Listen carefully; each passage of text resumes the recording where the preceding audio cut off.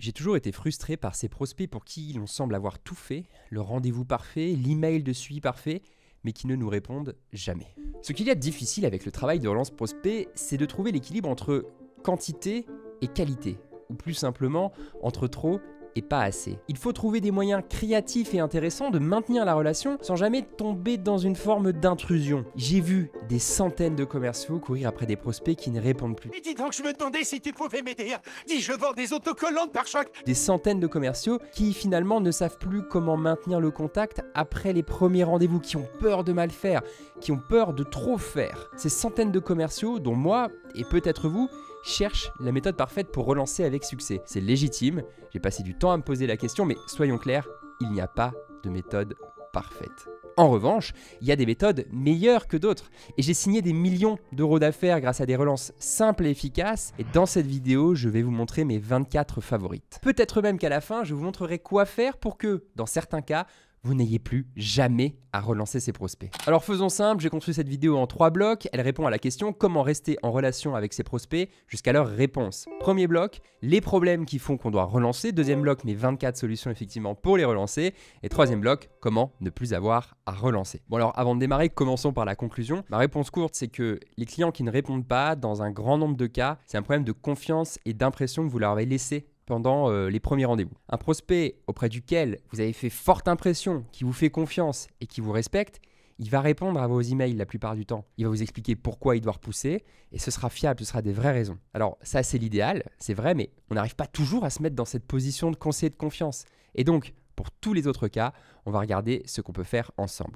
Alors, interruption déjà, désolé, je me rends compte que j'ai oublié de me présenter. Donc bonjour, je m'appelle Quentin, je suis un ancien directeur commercial et aujourd'hui, je forme les commerciaux B2B à la vente complexe, en particulier dans les logiciels et le conseil. Mon objectif évidemment, c'est qu'ils puissent augmenter le chiffre d'affaires qu'ils génèrent chaque année, avoir leurs objectifs, toucher leurs primes, changer de vie, aller à Dubaï et réussir sa vie, évidemment. En parallèle de cette activité passionnante, j'ai lancé cette chaîne YouTube pour rassembler et aider les dirigeants et les commerciaux qui veulent être de top performers tout en restant intègres et responsables dans leur démarche avec les prospects. Si c'est une idée qui vous plaît, je vous invite à vous abonner à la chaîne pour faire grandir cette communauté et aussi à aller rejoindre la newsletter, je vous mets dans la description, dans laquelle je donne 1 à 2 fois par mois des conseils pour les top performers honnêtes et compétents. Ça s'appelle The Good Sales, c'est dans la description. Et maintenant, on retourne dans la vidéo. Partie 1, les problèmes qui expliquent que l'on doit relancer. En sachant pourquoi les prospects ne vous répondent plus, vous saurez quoi faire pour rétablir le contact. Alors, j'ai listé l'ensemble des raisons possibles pour lesquelles les prospects ne vous répondent plus. Pour chacune, je vais vous donner des indices qui vous permettront de repérer si vous êtes dans ces situations, un risque pour le deal associé, l'affaire, est-ce que c'est un risque ou pas, et puis je vais vous donner aussi, évidemment, une solution pour tenter de sortir de cette situation et à rattraper l'affaire. Enfin, on va ajouter un critère, c'est celui de savoir si c'est une cause naturelle, inhérente à la vie d'une affaire, les causes exogènes, ou si c'est plutôt dû à un problème dans le processus de vente. À cause de vous, d'une certaine manière, ce sont les causes endogènes. Parce que oui, si vous devez relancer, ce n'est pas toujours parce que vous êtes passé à côté de quelque chose. Ça peut être indépendant de votre volonté, et c'est hyper important, on le verra tout à l'heure, de savoir distinguer l'un de l'autre. Ok, donc première raison, premier problème, le prospect n'a pas bien compris ce que vous faisiez ou comment vous pouvez l'aider. Ça, c'est un problème de comment vous avez exposé la valeur, le niveau de personnalisation et probablement de découverte aussi. La responsabilité, elle est endogène, elle est interne à votre processus de vente et à vous. Donc, ça veut dire que vous avez le pouvoir, hein, c'est une bonne nouvelle. Et l'indice que vous êtes dans cette situation, c'est que le prospect, il va poser beaucoup de questions sur le résultat. Il va vous demander des exemples concrets. Il va dire, mais alors exact, vous auriez un exemple de ce que ça fait? Vous avez des exemples de clients? Vous avez des exemples de clients comme nous? Voilà. Quand la valeur n'est pas claire, le prospect potentiellement, il peut disparaître dans la nature parce qu'il se dit, bon, je comprends pas trop, j'ai un doute, j'ai pas compris. Donc le risque pour le deal, il est faible si vous arrivez à corriger ça, c'est pas forcément très grave. Et la solution, ça peut être de retravailler votre pitch pour le rendre plus clair et spécifique à certains segments. Parfois, on a un grand pitch générique.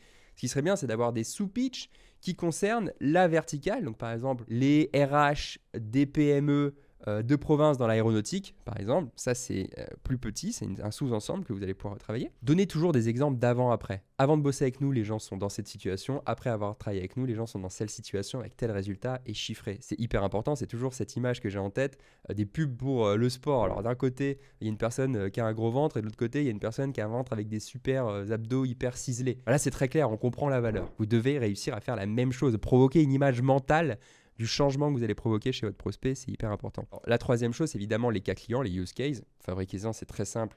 Je vous ai fourni un modèle dans d'autres vidéos pour faire ça. Et quatrième partie, c'est raconter ce qu'on appelle les related success stories. Alors, on va pas seulement faire des cas clients, on va faire des cas clients qui ressemblent très fortement à la situation du prospect. C'est une forme de personnalisation, on va dire que c'est un sous-ensemble de mon point 3. Deuxième problème, le manque de confiance. Manque de confiance dans le produit, manque de confiance en vous en tant que commercial, manque de confiance peut-être en l'entreprise. Alors, c'est une responsabilité qui est partiellement endogène, c'est de votre faute et pas vraiment en même temps, puisque bon, vous ne contrôlez pas tout, vous ne contrôlez pas le produit et l'entreprise dans laquelle vous êtes. En tout cas, vous avez un certain pouvoir sur la confiance que vous dégagez vis-à-vis du prospect. Alors, comment savoir si c'est pour ça que le prospect vous répond plus? Comment savoir si c'est par manque de confiance? Eh bien, c'est que déjà pendant le rendez-vous, il y a des réactions qui ont été tièdes. Ah oui, c'est bien, c'est très clair, c'est compris, alors que vous-même, vous savez que vous n'avez pas été très clair. Quand vous sentez qu'il n'y a pas énormément d'enthousiasme ni de désengagement, on est un peu sur du tiède. Un prospect qui va tout de suite se laisser, pas poser des questions, pas vous retenir, mais tout de suite se laisser filer avec vous volontiers sur la fin du rendez-vous. Ça, c'est un indice que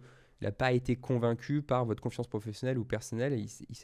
Ça n'a pas monté la jauge, la fameuse jauge de température de la confiance n'est pas montée chez vous, pour lui, à votre sujet. Et donc, c'est pas très grave parce que ça se règle. Et pour ça, c'est travailler sa confiance professionnelle et personnelle. Pour faire ça, j'ai fait 2 vidéos. Une vidéo qui s'appelle La courbe de la confiance client, une vidéo qui s'appelle Comment créer la confiance en vente. Vous tapez ça sur YouTube, suivi de Quentin, et vous trouverez ces 2 vidéos qui vous expliquent exactement comment faire. Donc là, vous avez une solution qui est hyper concrète. Vous regardez les vidéos, vous allez tout de suite comprendre. Troisième possibilité, le prospect ne sait pas ce qu'il faut faire pour avancer avec vous. En fait, il ne comprend pas quels sont finalement les next steps. Encore une fois, s'il ne comprend pas, c'est parce que vous ne lui avez pas dit. Donc, c'est une cause qui est endogène. Et l'indice est simple, est-ce que vous l'avez dit? Si vous ne l'avez pas dit, c'est comme si ça n'avait pas existé et vous êtes potentiellement dans cette situation. La solution, elle est simple. Offrez toujours l'option d'acheter. Expliquez toujours au prospect ce qu'il doit faire pour acheter. Si c'est un bouton où il faut cliquer, si c'est un mail qu'il doit vous envoyer pour vous dire go, il faut que ce soit très clair. Parce que par défaut, si le prospect ne sait pas quoi faire ou qu'il hésite, que c'est un tout petit peu trouble, il ne va rien faire et du coup, vous vous sentez ghosté, évidemment. Alors là, on va rentrer dans une catégorie exogène, elle ne dépend pas de vous. C'est le prospect qui n'a pas d'intérêt à agir ou pas d'intérêt tout de suite. C'est ce qu'on essaye d'identifier généralement dans la qualification, sur le T de timing dans le BANT par exemple. J'ai fait une vidéo sur le BANT, je vous laisserai aller voir, vous tapez BANT, Quentin Despas, vous trouverez. Et donc ça va être détectable par un prospect qui n'a pas envie de s'engager sur des next steps. Vous allez faire l'effort, vous allez lui proposer, qu'est-ce qu'on fait, quand est-ce qu'on se rappelle? Et puis il va freiner des cas de fer, il va hésiter, il va pas vouloir s'engager tout simplement. Ça, c'est un signe que potentiellement il n'a pas d'intérêt, puis il n'ose pas vous le dire. Donc le risque pour le deal, il est plutôt fort. Et pour éviter ça, ce que je vous suggère, c'est d'apporter de la valeur avec des ROI, des cas concrets, et puis surtout de garder le contact avec des touchpoints réguliers pour comprendre de quoi il en ressort. D'ailleurs, j'aurais pu rajouter un point très bête qui est qualifier le prospect. Demandez-lui, monsieur prospect, dans l'idéal, si vous décidiez de travailler avec nous, quand est-ce que vous aimeriez avoir la solution? Identifiez le timing pour la partie intérêt à agir tout de suite, et puis le pas d'intérêt, est-ce que vous avez le besoin, est-ce que c'est grave si cette situation reste comme ça finalement? On comprend s'il y a un besoin ou pas de changement. Une autre raison pour laquelle on peut vous guester, ne pas vous répondre, pour laquelle vous pourriez avoir besoin de relancer, c'est effectivement un problème de timing ou d'alignement. Le problème de timing et d'alignement, c'est pas forcément qu'il n'en a pas besoin tout de suite, ça peut être qu'en interne, les choses mettent du temps à se mettre en place. C'est particulièrement vrai pour les grands groupes, on le verra tout à l'heure. Le fonctionnement de base d'un grand groupe, il est lent, il est compliqué. La lenteur, l'inertie, c'est inhérent au fonctionnement des grands groupes. Et donc du coup, si on se retrouve face à ce type de problème, timing ou alignement, c'est pas forcément de votre faute. Vous allez avoir un prospect qui vous dire, on a des problèmes avec le planning, on n'arrive pas à se retrouver, notre prochaine réunion, elle est dans 1 mois, etc. Vous allez comprendre que c'est juste un problème de timing. C'est pas forcément un problème pour votre business et votre capacité à vendre, mais il va falloir adapter votre relance, il va falloir relancer, surtout pousser, vous faire ce fameux rôle de chef de projet achat pour le compte du client, pour être sûr que vous fassiez le maximum pour que toutes les frictions baissent et que si ce timing ne va pas, ce soit jamais à cause de vous, d'informations que vous n'avez pas données ou de choses que vous avez rendues trop difficiles. La prochaine, c'est une grande classique, c'est une difficulté pour le prospect à dire non. Il ne sait pas vous dire non, du coup il ne vous répond plus. Et ça, c'est pas de votre faute quelque part. C'est quelqu'un qui ne se sent pas à l'aise avec ça, ça arrive, il n'y a aucun problème. Et donc du coup, c'est quelqu'un qui va esquiver. Et c'est ça l'indice qui vous permettra de détecter que vous êtes dans cette situation. Et mon conseil pour régler ça, c'est simplement d'envoyer un email qu'on essaye poli, élégant, où on ouvre une porte à ce que la personne puisse dire, écoutez, c'est pas le moment, plus tard ou jamais, je vois pas exactement que ce serait utile pour nous. Et si vous lui montrez que ça vous pose aucun problème, qu'il vous dise ça, vous ouvrez cette porte à ce qu'il vous le dise et au moins vous fermez le sujet, il vous a dit non. soit on relance plus tard, soit on passe à la suite. Et pour faciliter encore plus cet effet-là, je vous recommande de montrer dès le début de rendez-vous que le but c'est d'identifier, et d'ailleurs le but des premiers rendez-vous c'est d'identifier si vous pouvez apporter de la valeur à la personne qui est en face de vous. Et n'arrivez pas en rendez-vous en disant on va vous montrer comment on peut vous aider, parce que sinon vous êtes dans une forme d'opposition dès lors que le prospect lui pense que vous ne pouvez pas l'aider. Et la vérité, c'est que la seule personne qui est en capacité de savoir si vous pouvez l'aider ou non, la plupart du temps, c'est quand même bien le prospect. Donc, pour ne pas vous mettre dans cette situation d'opposition qui le mettrait mal à l'aise et qui pousserait à dire non, le sujet, c'est de comprendre que c'est lui qui décide si vous êtes une solution ou non, lui montrer que vous êtes une personne qui envisage que son produit n'est pas fait pour tout le monde, et ça me paraît être quelqu'un de plutôt mesuré qui ferait ça, et du coup pour lui la porte au non est beaucoup plus facile. Il y a d'ailleurs des commerciaux qui conviennent dès le début des rendez-vous avec leurs prospects qu'à la fin, ils leur disent honnêtement s'ils pensent que oui ou non, c'est quelque chose qui pourrait les aider. Ça peut être d'ailleurs une question à mettre dans votre process. Vers la fin de votre démo, la fin de votre premier rendez-vous, vous pouvez poser la question suivante. Monsieur le prospect, est-ce que vous voyez suffisamment de valeur dans ce que vous avez vu aujourd'hui pour continuer la relation, ou est-ce que vous pensez que pour le moment, c'est pas exactement pour vous, par exemple? Et vous pouvez lui montrer, et ce serait pas du tout un problème. Il faut que ce soit facile pour lui de dire non. Alors attention, ça, Jean-Claude Convenant, il le ferait jamais. Hein. Jean-Claude Convenant, il ouvre jamais la porte au non. Ah non, surtout pas. Mais vous n'êtes pas Jean-Claude Convenant, vous êtes des commerciaux intègres et responsables, avec des pratiques saines, donc vous ouvrez la porte. Il n'y a aucun problème. Alors, autre problème exogène qui ne dépend donc pas de vous, c'est les problèmes internes, côté prospect. Hein. On parlait d'inertie inhérente aux grandes entreprises, on est exactement dans ce cas. Et donc, c'est votre connaissance du fonctionnement de la grande entreprise qui vous permettra d'aller sonder le client pour savoir si vous êtes dans cette situation. Et ensuite, sachez être là sans être trop là avec votre prospect, lui demander sur quel rythme il voudrait aller, lui demander de bien valider qu'il est toujours intéressé par ce que vous faites et programmer des touchpoints plus éloignés que ce que vous feriez pour être sûr de vous aligner avec son rythme. C'est hyper important d'être calé sur son timing. Alors attention, ce tableau il est important et je vais vous expliquer pourquoi ici, parce qu'il faut l'utiliser dans le bon sens. Ça ne sert à rien de courir vers la solution si vous n'êtes pas sûr de l'indice de la source du problème. Donc la bonne chose à faire, vous avez le listing là qui est en train d'apparaître au fur et à mesure, validez déjà en présence de quel problème vous êtes avant de choisir la solution vers laquelle vous dirigez. Et ça, c'est assez simple. Il suffit quand même de le demander à son prospect. Alors parfois, le prospect, il n'a jamais été engagé. Il avait peut-être jamais envie de venir à ce rendez-vous, mais c'est son boss qui lui a demandé de le faire. Et du coup, il va vous faire des réponses vagues. Il va manifestement manquer d'enthousiasme. Hein. C'est commun à une autre raison qu'on a vue tout à l'heure. Moi, je pense qu'ici, il faut être clair sur est-ce que vous pensez que c'est un impact? Est-ce que vous pensez que c'est utile? Qu'est-ce que vous voulez faire avec ce rendez-vous finalement? Comment vous voulez poursuivre les échanges ou ne pas les poursuivre? Ça peut arriver quand il y a des mises en relation, quand on est face à certains types de personnalités, c'est OK, c'est notre job de gérer les différents types de personnes qui existent et de les mettre toujours en situation de confort. Donc évidemment, quand dès le début ça ne va pas, le risque pour le business, il est élevé. Mais là, vous pouvez vous faire remarquer justement par le fait d'avoir une démarche ouverte et saine qui fera que le jour où le prospect se sentira plus engagé ou qu'il entendra parler de quelqu'un qui pourrait avoir besoin de vous, ça pourrait être un prescripteur, voire un acheteur. Celle-là, elle va être un petit peu plus épicée puisque c'est les relances qui sont perçues comme intrusives. Quand vous en faites trop, ce que je disais à l'introduction tout à l'heure, donc ça c'est votre faute, hein, et on va avoir un prospect qui clairement va vous dire « bon, arrêtez de me relancer, ça suffit » et il y en a trop. Donc c'est pas forcément fatal pour votre business, mais ça peut nuire à votre réputation. Donc, il vaut mieux éviter et demander au prospect comment est-ce que vous voulez procéder. Donc là, on rentre dans les 3 dernières raisons. Qualification insuffisante, me semble important. Vous connaissez le BANT très tôt dans le processus de vente ou le MEDDIC. Donc, j'ai fait 2 vidéos sur le sujet, allez les voir, qui sont des méthodes de qualification. Donc, savoir si la personne qui est en face de vous, elle peut être en position d'acheter, elle peut acheter. Hein. Vendre, c'est aider quelqu'un à acheter et on ne peut pas vendre à quelqu'un qui ne peut pas acheter. Retenez bien ces 2 phrases parce qu'elles sont importantes, elles sont même fondatrices dans une démarche de vente saine. Cette étape de qualification, elle permet majoritairement d'identifier 4 choses.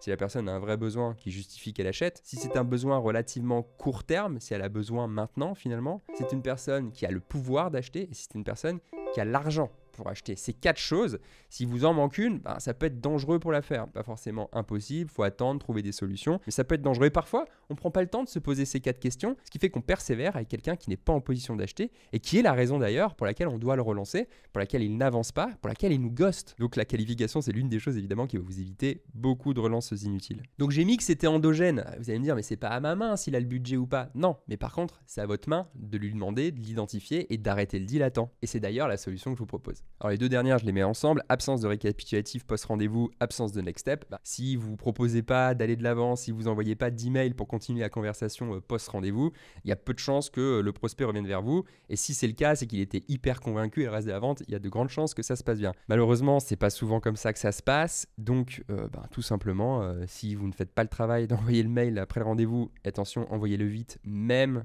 en B2B sur des très gros paniers moyens, parce que ça va avoir un impact sur la suite de la relation. C'est un facteur évidemment qui est endogène, qui est propre à vous, qui peut avoir un impact de moyen à fort sur la suite de la relation. Vous faites un rendez-vous de vente, vous écrivez pas à votre prospect, il ne se passe plus rien, le deal est mort, je vous le dis, surtout en situation de concurrence. Donc solution très simple et à systématiser, après chaque rendez-vous, en moins de 24 heures, vous renvoyez votre résumé de rendez-vous avec des next steps qui sont hyper clairs, et déjà ces 2 lignes, elles disparaissent et vous les avez réglées. Bon, maintenant vous savez pourquoi on vous ghost. Alors la liste elle est évidemment pas exhaustive, d'ailleurs je serais très curieux que vous mettiez en commentaire les autres raisons que vous avez identifiées et qui font que parfois on arrête de vous répondre. Puis si vous avez les solutions, partagez-les, on a envie de savoir. Alors c'est bien beau, on a des solutions pour maîtriser ce risque d'avoir besoin de relancer, de manque d'intérêt du prospect, de manque de réponse du prospect en fait, mais parfois on n'a pas le choix. Il va falloir passer à l'action, il va falloir relancer, et c'est maintenant que je vous parle de mes 24 manières de relancer ses prospects efficacement sans les presser. Avant de passer à la liste, je vous rappelle que vous pouvez vous abonner à ma newsletter The Good Sales qui est dans la description. Si jamais vous voulez recevoir 1 à 2 fois par mois des conseils pour devenir un top performer en vente tout en restant intègre. Alors les fameuses 24 manières de relancer, le premier c'est la mémoire intéressante. Ici l'astuce est simple, elle consiste à noter une information intéressante que le prospect vous partage en rendez-vous et de lui rappeler à un moment donné, de lui écrire pour savoir si tout s'est bien passé. Donc, par exemple le prospect va dire ouais mais là on est en cours d'audit, on en a encore pour 15 jours, on a des consultants dans les pattes. Là, vous pouvez lui écrire 15 jours après pour lui demander comment s'est passé l'audit. La personne, elle va dire, bah oui, je pars en vacances début août. Elle vous dit ça en mai. Bon, début août, vous pouvez lui souhaiter de bonnes vacances. Il y a toute une série de choses qu'on va vous partager qui sont un peu informelles et que vous pouvez réutiliser avec la technique de la mémoire intéressante pour simplement lui demander des nouvelles, mais créer ce touch point qui va vous permettre de garder la relation. Alors, il y a une autre chose qui peut être très puissante pour faire avancer la relation, c'est d'être capable de présenter un prospect à votre prospect. Donc un prospect pour lui, c'est une manière de give first, comme aiment bien dire les anglo-saxons, et de lui apporter de la valeur concrète qui va faire avancer son business et qui va faire évidemment qu'il pense à vous et qu'il considère votre proposition. Alors ça évidemment c'est l'idéal, on n'en est pas toujours capable,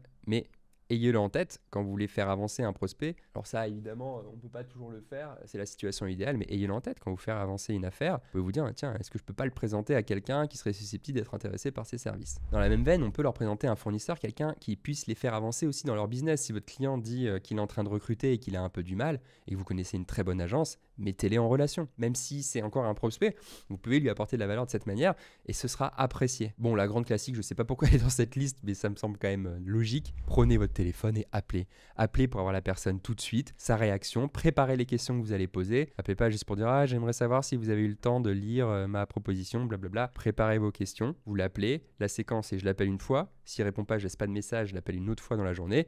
Et s'il répond pas, je laisse un SMS pour expliquer que j'ai essayé de l'appeler. Appeler parfois, ça débloque des situations qu'on n'arrive pas à débloquer par mail, donc utilisez votre téléphone. Une autre méthode que j'aime bien, c'est le LinkedIn Post. Ici, vous allez noter un problème qui vous a été partagé par votre prospect pendant le rendez-vous et vous allez écrire un post sur comment régler ce problème. Évidemment, vous allez vous assurer au préalable que votre prospect soit invité dans votre réseau. Mais ce que vous ferez en plus, c'est que vous allez prendre le lien de ce post et envoyer à votre prospect « Tiens, j'ai repensé à ce problème dont on parlait en rendez-vous. Ça m'a donné l'idée d'un post LinkedIn où je parle des différentes solutions possibles. Voilà le lien, tu peux regarder si tu veux. » Et on n'évoque pas le deal en cours. On lui demande pas s'il a eu le temps de regarder la proposition commerciale. On envoie juste ça. Le prospect, il sait, il se souvient de vous, il appréciera la valeur que vous apportez et il vous répondra probablement. C'est quand même vachement plus élégant que de dire « Est-ce que vous avez pu regarder ma propale ?» Alors oui, c'est un petit peu plus long. Ça prend du temps, mais vous êtes ici parce que vous faites majoritairement de la vente complexe, donc ce temps, ça vaut le coup qu'on l'investisse. Toujours avec LinkedIn, une autre manière, c'est juste d'aller liker un de ses posts pour lui montrer que vous existez. Il va peut-être pas le voir, mais il va peut-être le voir. C'est un simple rappel. On va pas liker tous ses posts d'un coup, on va pas liker les posts d'il y a 2 ans. Mais si vous voyez qu'il a posté quelque chose il y a moins de 2 semaines, allez le liker, ce petit geste fait la différence. Sincèrement, j'ai beaucoup de prospects qui m'ont relancé après que j'ai fait ça, et cette méthode, à la base, je m'en suis rendu compte sans faire exprès. C'est-à-dire que j'aime bien avoir mes clients dans mon fil d'actualité pour voir ce qu'ils font sur LinkedIn, etc. Et donc moi, j'essaye de les encourager, j'ai envie qu'ils gagnent, et c'est pareil pour mes prospects. Et du coup, quand je vois qu'ils lancent des initiatives, qu'ils me disent qu'ils se mettent à essayer de faire du LinkedIn, moi, je vais liker pour les aider simplement à avoir de la visibilité. Et ça, ça m'a déjà permis de relancer des affaires qui étaient un peu calmées. Et c'est a posteriori que je me suis dit, tiens, mais en fait, c'est une bonne manière, un peu discrète, de relancer. C'est pas la peine de liker 150 posts du client évidemment, sinon c'est très bizarre. La méthode d'après, donc leur envoyer une checklist sur comment résoudre les problèmes qu'ils ont pour les aider. Donc là c'est la version un peu évoluée du post LinkedIn en utilisant un logiciel par exemple qui s'appelle Canva ou même un doc, un Google Doc ou un Word avec des cases à cocher. Vous pouvez juste demander à ChatGPT 10 manières simples et rapides de régler tel type de problème ou 10 actions à mener pour régler tel type de problème et vous les mettez sous forme de checklist et vous les envoyez aux prospects. Si vous arrivez à les mettre en forme parce que vous avez un modèle interne avec votre charte graphique, donc notamment sur Canva c'est possible et ça va vraiment super vite, et bien ça peut être une autre manière de relancer sans presser, sans évoquer le deal, que je trouve très élégante et en plus vous pouvez recycler les choses de client en client, donc ça tombe, ça vous prend pas du temps. Un PDF de valeur ajoutée, ça peut être une super manière d'aider, de relancer, tant que ça a un lien direct avec ce que vous êtes dit en rendez-vous, évidemment, sinon c'est bizarre. Alors, la méthode, donc, prévenir d'un changement de prix, cette méthode c'est pareil, je m'en suis un peu rendu compte malgré moi, c'est-à-dire qu'en changement de prix, la moindre des choses c'est de prévenir les prospects avec qui on est en processus, parce que s'ils nous répondent trop tard, les prix vont augmenter, évidemment ils sont pas contents. Donc moi j'ai pris l'habitude de prévenir les gens de ça, et je me suis rendu compte qu'en prévenant des augmentations de prix, tout à coup, dans certains cas, les deals s'accéléraient, j'avais des réponses et les personnes elles voulaient signer avant que les prix augmentent. Alors bon, j'ai fait une vidéo sur comment créer l'urgence, c'est un ressort qui est évidemment psychologique, qui est évidemment très connu et très utilisé. À la base, moi j'ai vu ça par accident quelque part et ça fonctionne. Donc ce que je vous encourage à faire ici, plutôt que d'essayer de créer l'urgence artificiellement, c'est juste chaque fois que vos prix changent, vous prévenez les prospects en cours avec qui vous êtes en train de travailler. Il y a certains deals qui vont se réveiller comme ça. C'est une bonne manière de relancer sans parler directement du deal ou de la propale que vous avez envoyé. Alors évidemment, en autre méthode, organiser des petits déjeuners en mélangeant vos fournisseurs, vos clients, vos prospects, ça peut être une super idée pour relancer parce que vous allez envoyer une invitation. Ah bah bonjour Marc, on fait un petit déjeuner la semaine prochaine, il y aura des fournisseurs, des clients, c'est très informel, on va parler de tel sujet. Si vous le souhaitez, vous pouvez venir. Peut-être que dans 80% des cas, le prospect, il va dire non, mais il sera content que vous ayez pensé à lui et ce sera peut-être une opportunité pour qu'il vous réponde. Encore une manière de relancer sans presser. Alors la prochaine méthode, vous la connaissez peut-être, c'est le fait de proposer de passer dans les bureaux du prospect parce que vous êtes dans les parages. Vous êtes chez un client qui est juste à côté, vous dites « Ah bah tiens Marc, je suis juste à côté de chez vous, est-ce que vous voulez qu'on boive un café à 10h ? Ce sera l'occasion. » Et là encore, cette méthode à la base, c'était quelque chose de complètement, je dirais, naïf. Et avec les temps, les gens se sont rendus compte que ça fonctionnait et du coup, il y a des commerciaux qui créent maintenant des rendez-vous fictifs juste pour pouvoir dire au prospect « Oui, alors je suis dans votre coin, est-ce que vous voulez passer ?» Et j'ai une très bonne anecdote là-dessus, c'est un client qui me l'a raconté, je vais évidemment taire son nom. Il a voulu créer ce rendez-vous artificiel parce que la différence, c'est que son client, il était au Brésil, et donc lui basé en France. Donc il dit à son client, bah, voilà, on est en voyage d'affaires au Brésil, vu que vous êtes basé à Rio, si vous voulez, on peut en profiter pour se boire un café. C'était malin, c'était un très très gros deal évidemment, et ils se sont dit que s'ils disaient, ah bah oui, ok, je vais boire un café, ils prenaient leur billet et ils prenaient l'occasion de rencontrer le client en réel. Et il s'avère que le client leur a dit, ok, buvons un café. Donc les mecs sont hyper contents, ils prennent leur billet d'avion et ils vont faire leur rendez-vous artificiel qui n'existe pas, donc, et pour pouvoir aller boire le café avec la personne. Donc ils prennent leur avion, ils arrivent à Rio, et une demi-heure avant d'aller prendre le café avec ce prospect, le prospect leur écrit, ah, je suis désolé, je vais devoir annuler le café, ce sera pour une prochaine fois. Donc les personnes sont parties à Rio, pris leur billet et ils sont rentrés en France. Bredouille, quel dommage, ça fait partie des risques. Alors pour cette méthode à utiliser avec parcimonie, je dirais, si vous avez des personnes qui connaissent vos prospects, vous pouvez leur demander à un moment donné de vous citer ou de parler de vous discrètement. Ça permet de créer ce touch point dans la tête du prospect. Tiens, oui, à cette personne, il faut que je lui réponde. Il y a une certaine manière pour le faire, mais si jamais, posez-vous au moins la question, qui est-ce que je connais qui est susceptible de connaître aussi cette personne? La manière la plus simple, c'est quand même d'aller voir dans leur réseau LinkedIn et d'être demandé à être mentionné. Ah bah tiens, Quentin m'a dit que vous discutiez ensemble sur tel sujet, voilà, ça suffit. Pas la peine d'en faire des caisses. Ensuite, envoyez-leur une carte d'anniversaire. Bon alors, envoyez-leur une carte d'anniversaire, c'est valable si vous êtes quand même un minimum proche de votre prospect, quand vous avez des process de vente qui durent 6 mois, 1 an et demi, ça peut être valable de le faire. Il y a une appli qui s'appelle Feezer, je prends mon téléphone, je rédige une carte signature, j'appuie, il la reçoit à son bureau. C'est l'objet physique qui marche bien, vous n'êtes pas obligé, vous pouvez juste envoyer déjà un SMS à votre prospect, ce sera sympa, profitez des anniversaires. Avec LinkedIn, on connaît l'anniversaire de tout le monde. Moi, je trouve ça hyper sympa et agréable de savoir que la personne elle a pensé à vous, même si c'est grâce à LinkedIn, c'est pas du tout un problème. L'autre méthode, c'est le break-up. Donc ici, ça consiste simplement, et vous avez un modèle de mail qui s'affiche, ça consiste à dire au prospect, bon écoutez, j'ai pas de news, j'ai l'impression que c'est pas le bon moment, donc ce que je vais faire, c'est que je vais fermer votre dossier et c'est pas du tout un problème, et si vous voulez voulez reprendre la relation à un autre moment, faites-le. Évidemment, les devis ne sont plus valables, etc. Juste lui expliquer le contexte de manière objective, on ne veut pas le menacer. Et parfois, ça réveille effectivement des personnes de dire c'est fini. Le break-up, c'est un peu comme en prospection. Le dernier email, souvent on appelle ça un email de break-up, de séparation. On peut le faire aussi post-prospection en phase d'évaluation de votre solution. Alors dans la série email, raison pour contacter le prospect un peu pour rien, quand vous partez en vacances ou en long week-end, ce que vous pouvez faire, c'est pareil, vous écrivez à votre prospect, bonjour, juste pour vous prévenir, je ne serai pas disponible de telle date à telle date si vous voulez avancer sur le dossier. Je vous recommande de parler à Martine à telle adresse. De toute façon, ce sera comme un rappel, encore une fois, votre nom va apparaître dans sa boîte mail et ça peut toujours aider. Donc ne partez pas en vacances 36 fois par année parce que sinon ça fait bizarre. Mais ça peut être bien d'utiliser cette raison pour recréer un contact, que votre prospect revoie son nom dans sa mailbox et en même temps que vous ayez une attention pour lui en disant si vous voulez avancer, malheureusement ce sera pas moi. Et c'est sympa pour créer un touchpoint en disant si vous voulez avancer, ce sera pas moi, ce sera mon collègue. La mise à jour produit, elle est connue, vous l'avez déjà, pensez-y, dès que l'équipe produit sort une feature et que vous voulez relancer un client, vous pouvez lui envoyer, mettez-lui un petit mot, lui envoyez pas le gros mail lourd que vous a savamment écrit le marketing. Parfois, c'est ce qu'on voit. Il paraît que le marketing envoie des mails trop lourds parfois. Mettez quelques phrases très personnalisées, montrez-leur la nouvelle fonctionnalité et n'insistez pas, c'est très bien comme ça. Une étude de cas, alors ça c'est pas mal en post-rendez-vous. Vous envoyez l'email de récapitulatif et un peu plus tard, vous pouvez dire on vient de finir cette étude de cas, je pense qu'il est très proche de votre situation. Si vous voulez, vous pouvez regarder. Bonne semaine, Quentin. Encore une fois, le principe des relances, dans la plupart des cas, c'est de ne pas reparler du devis ou de l'affaire qui est en cours entre vous et le prospect. Il le sait. Alors, autre méthode de relance que j'aime bien, c'est le j'ai oublié. Donc, quand vous voulez reparler au prospect, mais que vous ne voulez pas que ce soit à faible valeur ajoutée, vous pouvez dans les mails pour dire mais monsieur le prospect, je suis désolé, pendant le rendez-vous sur ma proposition commerciale, j'ai oublié telle et telle chose et là vous venez rapporter une pièce de valeur en plus. Ça peut être du contenu, ça peut être une information, ça peut être une nouveauté dans le packaging de votre offre qui amène plus d'avantages qu'avant. Mais en tout cas, vous venez lui apporter une information supplémentaire qui va très probablement valoriser. Choisissez la bonne en disant désolé, j'ai oublié, du coup je vous refais un mail quoi. Celle-ci j'aime bien si vous avez besoin de relancer. Sur la méthode qui arrive, là encore on va voir l'importance de la découverte puisque ce que vous allez faire c'est réutiliser une info de point d'intérêt ou de problème qu'il a pour lui conseiller un livre, un article, un site web sur lequel vous allez tomber ou que vous allez chercher proactivement pour l'aider. Idéalement, c'est pas quelque chose qui vient de votre entreprise. Pour montrer que c'est désintéressé, c'est important. Donc vous allez utiliser un article les articles des Harvard Business Review marchent très bien, dans lesquels il pourrait trouver une information qui l'intéresse et vous allez lui dire bonjour monsieur le prospect,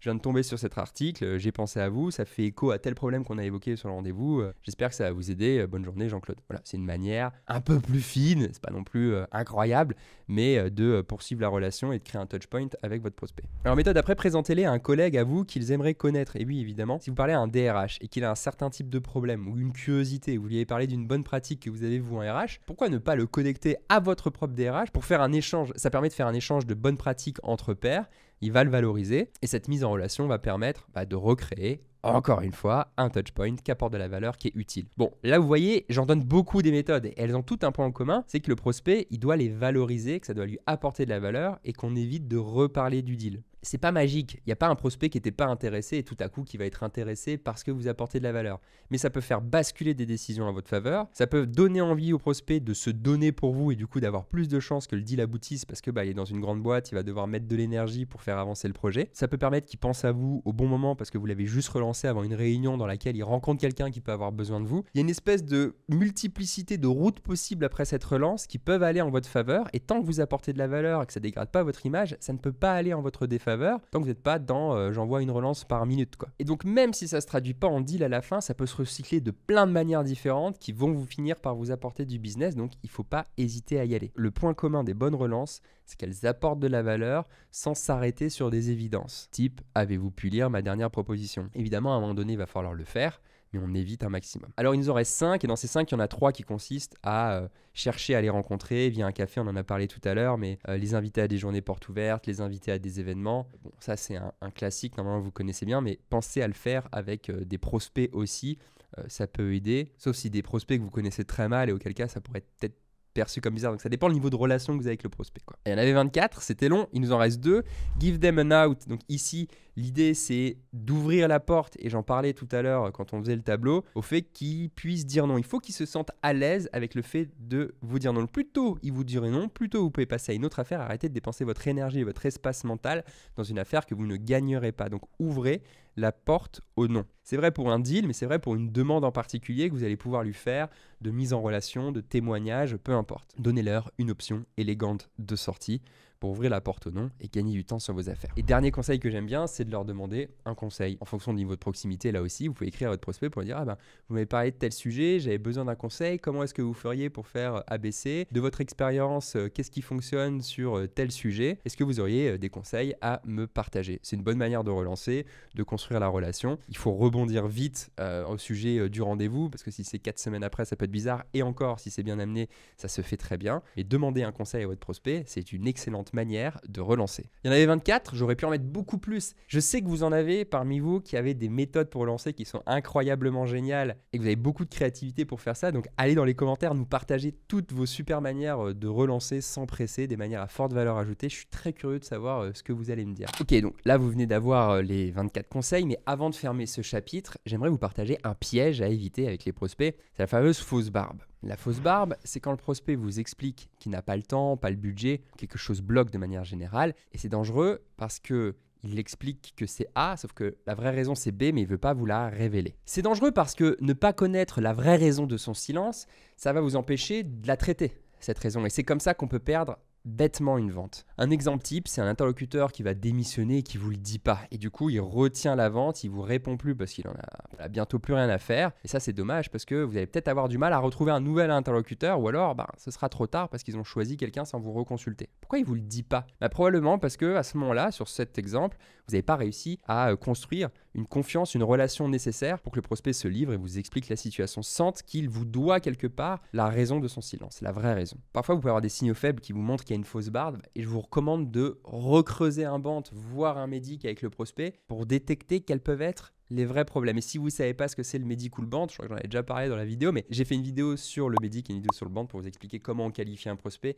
et comment on essaie de comprendre s'il peut acheter ou non. C'est très important et c'est très utile pour gagner du temps et aller à l'essentiel et récolter des arguments pour gagner les ventes. Alors attention parce qu'il y a aussi les oui polis. C'est l'inverse. Le client ne dit rien, pas de fausse barbe, sauf qu'effectivement, c'est un faux oui. Si vous sentez que son oui, il ne correspond pas à son intérêt, son niveau d'intérêt pendant le rendez-vous, s'il y a une dissonance entre son oui et son attitude, c'est peut-être qu'il faut creuser. Et là, on revient dans le tableau, dans le cas du prospect qui n'ose pas dire non et du coup qui dit oui. C'est un piège, faites-y attention. Même solution ici, s'il sent que vous êtes ouvert aux gens qui disent non, s'il sent que dans votre monde de commercial, vous pouvez envisager que tout le monde n'ait pas besoin de vous, il sera beaucoup plus à l'aise à vous le dire et ça va vous éviter les oui qui sont en fait des non. Bon, alors vous savez éviter les pièges, mais j'aimerais carrément vous éviter d'avoir à relancer. Et dans certaines situations, c'est possible. On a vu le tableau tout à l'heure, mais là, je vais vous donner des choses en particulier sur lesquelles travailler qui vont diminuer le nombre de prospects qui ne vous répondent plus, qui vont diminuer votre besoin de les relancer. Je vous jure, ça marche hyper bien. Il faut juste bien les travailler. Comment garder la relation et ne plus avoir à relancer ? La première chose que je peux vous conseiller pour arrêter d'avoir à relancer, c'est d'apprendre à construire de la confiance professionnelle, c'est-à-dire devenir un expert du domaine, mais aussi de la confiance personnelle, c'est-à-dire savoir se rendre agréable aux yeux du prospect. Plus un prospect aura confiance en vous, plus il vous devra quelque part le fait de vous répondre, même si quelque chose ne va pas. Il sait que vous êtes commercial, il sait que vous avez des objectifs à atteindre, que vous avez besoin d'une réponse, et quelqu'un qui aura confiance en vous et qui vous estimera en tant que professionnel ou en tant qu'humain, confiance professionnelle, confiance personnelle, je vous invite à aller voir mes 2 vidéos sur la question, eh bien cette personne, elle a une propension à vous répondre qui sera largement plus forte et donc inversement, une propension à ne pas vous répondre largement inférieure. Et donc c'est votre capacité à construire de la confiance avec vos prospects qui va vous aider pour éviter d'avoir à faire des relances dans le futur. Le deuxième point que je vous conseille, c'est de personnaliser votre discours au maximum pour faire voir littéralement la valeur à vos prospects. Si votre discours il est bien construit, vous arrivez bien à articuler une proposition de valeur qui colle, qui correspond au monde réel de votre prospect, cette image mentale de l'avant-après, s'il est clair pour lui, il saura vite s'il y a de la valeur et il va avoir envie d'y aller. Et du coup, il va avoir une motivation interne qui est énorme, on n'aura pas besoin de le relancer. Ou alors, voir qu'il n'est pas du tout intéressé, que ça ne correspond pas, il va pouvoir vous le dire simplement. Donc plus le discours sera clair finalement avec une proposition de valeur bien articulée, plus vous allez avoir vous en retour de la clarté sur ses intentions. Oui, je veux acheter, j'y crois beaucoup et j'ai envie. non, je ne veux pas acheter, c'est pas pour moi pour le moment, etc., etc. Et ça, ce sera mon deuxième conseil. Troisième conseil, c'est de créer de la réciprocité pendant le rendez-vous. Créer de la réciprocité, c'est très simple, hein, d'ailleurs, ça repose sur un biais psychologique qui s'appelle le biais de réciprocité, qui consiste à donner tellement de valeur à un prospect pendant un rendez-vous que quelque part, il se sent redevable. Et la moindre des choses, quand il se sent redevable, c'est de répondre à vos emails. Donc, si vous faites de bons rendez-vous avec de l'expertise, avec des choses à apprendre à être prospect, avec des points de vue à offrir, créer de la réciprocité d'une manière ou d'une autre va donner envie, va incentiver le prospect à répondre à vos emails, arrêter de vous ghoster et donc vous éviter d'avoir à relancer. Et là, vous constatez que depuis le début, tout se passe avant le moment où vous avez besoin de relancer. Le besoin de relancer, c'est un symptôme, mais il faut traiter le mal à la source et généralement, ça se passe pendant les premiers rendez-vous, en particulier le premier. D'ailleurs, mon quatrième conseil va le valider puisque ce sera de qualifier scrupuleusement et d'oser couper le deal. Tuer un deal, c'est la meilleure manière de ne pas avoir à relancer. Mais pour tuer le deal, il faut le faire avec confiance et pour ça, il faut qualifier le prospect. Donc n'oubliez jamais de vous poser les 4 questions essentielles du BANT, le besoin, le timing, le décideur et le budget. Je préfère ce sens parce que je trouve qu'il va plus dans le flow naturel de la conversation. Alors pour vous aider à baisser le nombre de deals sur lesquels vous devez relancer, j'ai un exercice pour vous. Vous allez prendre là maintenant 20 secondes pour vous demander ce que vous pourriez faire de mieux aujourd'hui dans votre premier rendez-vous pour créer cette confiance, pour améliorer la clarté de la proposition de valeur que vous faites à votre prospect. Vous prenez un papier, une note Notion, un Word, peu importe, et vous réfléchissez maintenant 20 secondes à ce que vous pourriez faire à court terme pour améliorer ce moment de la vente et éviter d'avoir à relancer par la suite.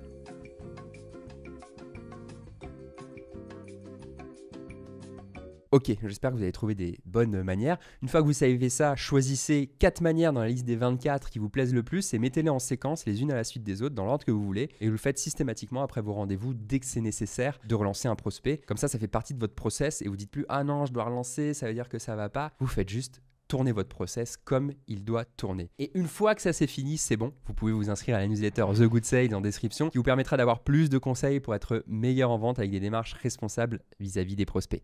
Bonne vente à tous.